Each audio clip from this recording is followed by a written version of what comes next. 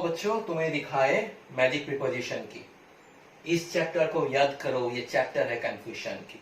हाँ, ये बहुत ही कंफ्यूजिंग एक चैप्टर है, एक फेज है इंग्लिश ग्रामर में, प्रीपोजिशंस। ऐसे तो प्रीपोजिशंस तीन तरह का होता है, ठीक है। Mainly there are three types of prepositions: simple preposition, compound preposition and appropriate preposition. लेकिन आज हम सीखेंगे कुछ एप्रोप्रिएट प्रीपोजिशंस, क्योंकि क्लास 8 से, मेनली क्लास 8 से क्लास 12 तक जितने सारे एग्जाम्स हैं, इंग्लिश एग्जाम्स हैं, उसमें ग्रामर में ये प्रीपोजिशंस को दिया जाता है। और ये प्रीपोजिशंस ऐसे ही बहुत कंफ्यूजिंग है। हमको लगता है कि भाई कितने सारे प्रीपोजिशंस हैं इंग्लिश ग्रामर में, और क्या ये जरूरी है कि हमें सब जो प्रीपोजिशंस उसके याद रखना पड़े?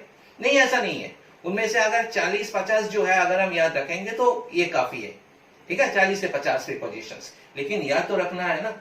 तो चलो आज हम कुछ प्रीपोजिशन सीखेंगे। ये सब जो है ये एप्रोप्रिएट प्रीपोजिशंस है, और इसके बाद क्या होता है हम थोड़ा बोल देते हैं, ठीक है। ये prepositions, the first one, look at the first sentence, this pond is abound dash fish.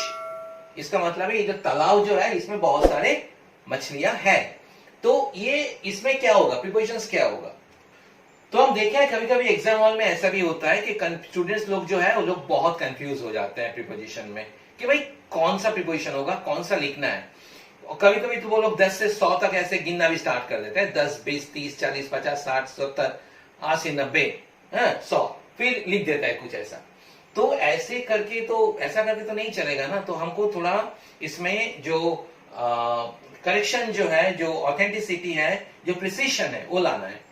तो look at the first sentence, this pond is abound dash fish. इसमें क्या होगा? इसमें दो प्रीपोजिशन हम लिख सकते हैं, एक है इन और दूसरा जो है वो है विथ। दोनों ही सही है, इसमें कोई प्रॉब्लम नहीं है। तुम लोग इसमें यहां पे इन भी लिख सकते हो और विथ भी लिख सकते हो। Sentence number 2, she is absent dash school. ये बहुत ही इजी है, हमको पता है इसमें फ्रॉम होगा, वो स्कूल नहीं आई है, she is absent from school. Try to abstain, ये एब्सटेन है, एब्सेंट नहीं है।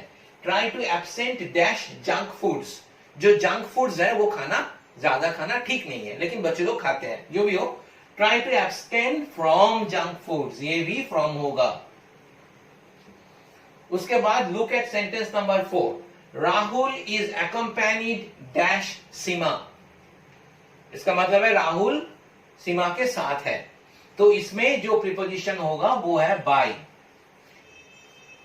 हम फिर से बोल रहे हैं कि ये एप्रोप्रिएट प्रीपोजिशंस है। प्रीपोजिशंस जैसे मैंने बोला 3 तरह का होता है, सिंपल, कंपाउंड और एप्रोप्रिएट। आज हम एप्रोप्रिएट सीख रहे हैं, और एप्रोप्रिएट का मतलब है उचित, ठीक है। ये जो प्रीपोजिशंस है ये होना चाहिए। The thunder accompanied dash rain made us afraid। बादल गरज रहा था, बिजली कड़क रही थी। तो इसमें क्या होगा? इसमें होगा विथ, बारिश, बादल के साथ साथ बारिश भी। Okay, so the thunder accompanied with rain made us afraid। Now look at sentence number 6, Mr. Jones has been accused of crime। Mister Jones को, मिस्टर जोन्स ने कोई क्राइम किया है, उसको दोषी ठहराया गया है, तो इसीलिए mister Jones has been accused of crime. Accused के बाद ऑफ होता है, ठीक है। Number 7, Gopi is acquainted with लीला।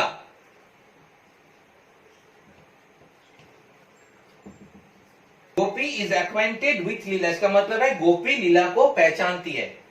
और Francis is acquainted with a gun. यहां पे भी विथ होगा, क्योंकि फ्रांसिस को पता है कि बंदूक क्या है, शायद उसे चलाना भी आता है। जो भी हो, Francis is acquainted with a gun. अच्छा, अभी नंबर 9 देख लेते हैं, ठीक है। Frederick is addicted to gambling. Frederick जुआ खेलता है। Frederick is addicted to gambling. My house is adjacent to the bank. मेरा घर जो है वो बैंक के पास है, नजदीक है। The old man is afflicted with small pox. बुजुर्ग जो आदमी है उसको क्या हुआ है?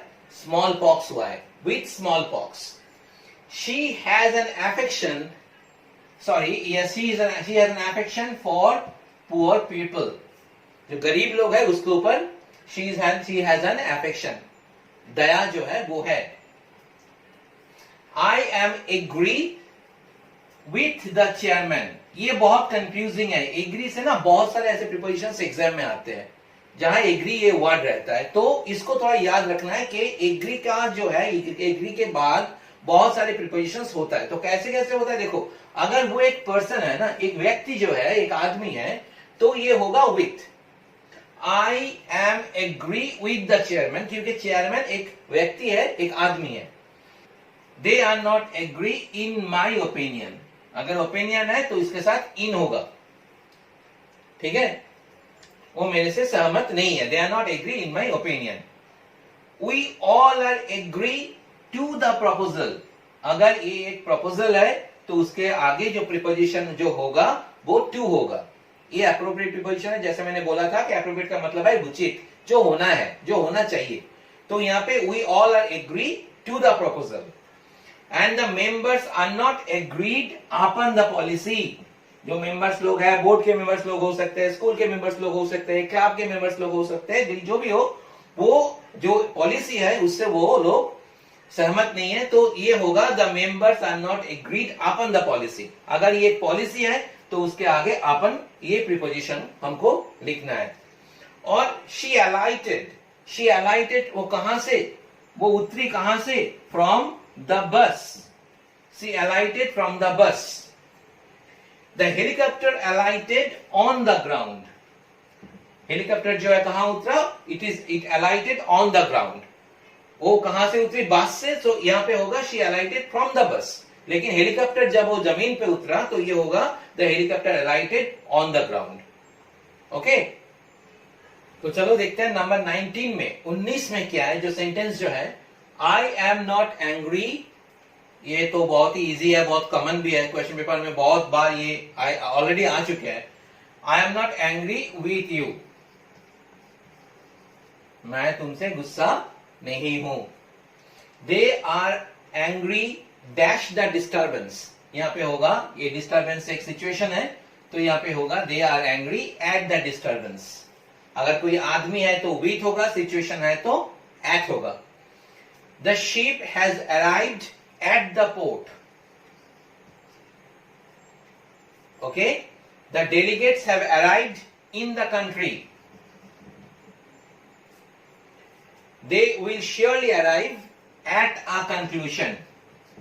तो इसको थोड़ा याद रखना है, क्योंकि सेंटेंस तो अराइव ही होगा, सेंटेंस वर्ड यहाँ पे अराइव रहेगा, सेंटेंस का मीनिंग जो है, मतलब जो है वो डिफरेंट होगा, और वो जो जैसा जैसा मतलब होगा वैसे ही हमको प्रीपोजिशंस को भी चेंज करना है, क्योंकि ये एप्रोप्रिएट प्रीपोजिशंस है. अगर हम कुछ गलत लिख दिया, अगर हमको ऐसे वो जैसे मैंने बोला था कि गिनना स्टार्ट कर दिया और लिख दिया, तो ऐसा नहीं होगा. ठीक है, तो इसको याद रखने का बहुत ही एक आसान तरीका है, वो है कि भाई प्रैक्टिस करो. Practice makes a man perfect. And agar if you keep on practicing, for a long time, after a few months, after a few days, you will see that you suppose you have your brain has gone empty and you are very confused. You are worried that, oh my God, what will be the appropriate preposition here? You don't have to do anything. If you have been practicing for a long time, if you are well prepared, you don't have to bother. You just take your pen and your pen will do the rest. वो pen अपना काम कर देगा and the pen will write the right word. So इसीलिए practice बहुत जरूरी है. Okay, let's come to sentence number 25. This is the second last one. The little girl was attacked with fever. छोटी सी जो बच्ची है उसको क्या हुआ है, बुखार हुआ है. The little girl was attacked with fever. And the last one for today, 25. The tourists were attacked by robbers. So tourist लोग आए थे और robbers लोग क्या किया था, टूरिस्ट लोगों को अटैक किया था. Okay. So these are the most 25 appropriate prepositions that starts with the letter A. और भी बहुत सारे हैं, and will definitely show them. But right now for today, these 25 prepositions, I think they are enough. And what you have to do, you have to just remember these prepositions and you have to practice them. Otherwise, you will forget. And once you remember them, I am telling you one thing very clearly, you will never forget them ever in your life. So today, up to this.